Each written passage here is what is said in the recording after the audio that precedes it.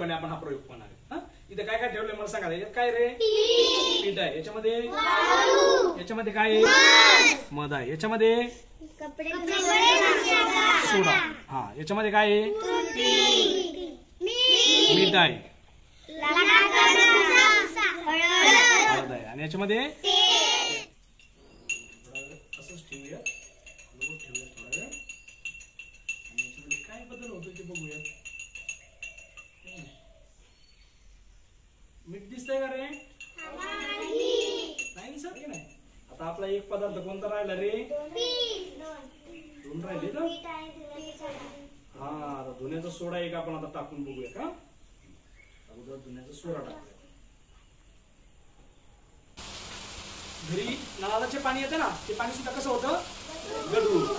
मग गढूळ पाणी घरी आणून आपण तसंच पितो का ते पाणी?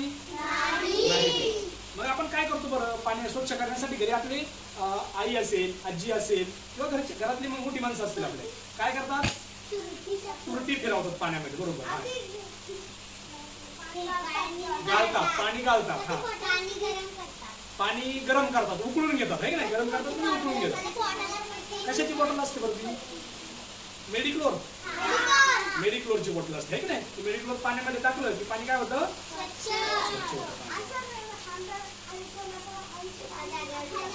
Very good. अंडा जर आपण पाण्याचा भरून बराच वेळ जर एकाच ठिकाणी ठेवला तर काय होतं, यातलं पाण्यामध्ये असणारे धुळीचे मातीचे जे कण येतं ते काय होतात, पाण्याच्या खाली जाऊन बसतात आणि वरचं पाणी कसं होतं, त्याच्यामध्ये नितळ पाणी येतं आहे की नाही। आणि ते पाणी आपण बाजूला घेऊन त्याला उकळून वगैरे घेऊ शकतो। हा व्हेरी गुड।